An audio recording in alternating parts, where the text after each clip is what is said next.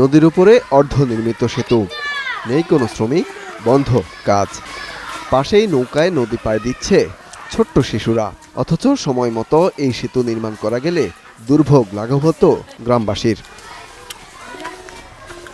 ব্রাহ্মণবাড়িয়ার হাওর বেষ্টিত নাসিরনগর উপজেলার গ্রামীণ যোগাযোগ সহজ করতে 2019 সালে 9টি সেতু নির্মাণের উদ্যোগ নেয় তৎকালীন সরকার, যার কাজ শেষ হওয়ার কথা 2022 সালেই। কিন্তু এখনও দুর্ভোগ নিত্যসঙ্গী এলাকাবাসীর। 3-4 বছর ধরে কাজ করতেছে, কিছুদিন আগে কিছু করছে, এখন আর কাজের কোনো খবর নাই। আমরা বাচ্চা নিয়ে বাইরে তো সমস্যা, অনেক সমস্যা। নিজের কাজ ধরার খালি নেই, মনে হয় অনেক গোড়া এরা মনে হয় যদি কথা থাকে 120 বস্তা এখানে এরা মাইরা দেখেছো, মাইরা দিয়া ব্রিজের কাজটা আমরা দুর্বলতা করতেছে।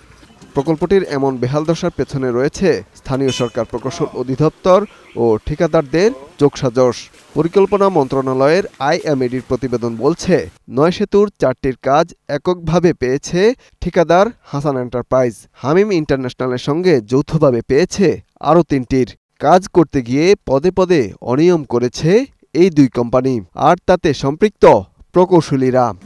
এখন আমরা ইলেকট্রনিক্যালি করছি, ইজিপিতে করছি যে দরপত্রটা, সেটাতেও দেখা যাচ্ছে যে একই দরপত্রদাতা বা একই কন্ট্রাক্টর সবগুলো প্যাকেজ পেয়েছে। তার মানে এখানে কোনো ম্যানিপুলেশন হয়েছে। ম্যানিপুলেশনটা হতে পারে ইভ্যালুয়েশন ক্রাইটেরিয়ার মধ্যে, ম্যানিপুলেশন হতে পারে মূল্যায়নের ক্ষেত্রে। তো এই জিনিসগুলো দেখতে হবে এবং এটা আমার মনে হচ্ছে যে এখানে কিছু ইরেগুলারিটিস আছে। প্রকল্প পরিকল্পনা বা ডিপিপিতে সেতুগুলোর দৈর্ঘ্য ধরা হয় 50 থেকে 80 মিটার, কিন্তু সরকার অনুমোদিত নকশার তোয়াক্কা না করে দৈর্ঘ্য বাড়ানো হয় 279 মিটার পর্যন্ত।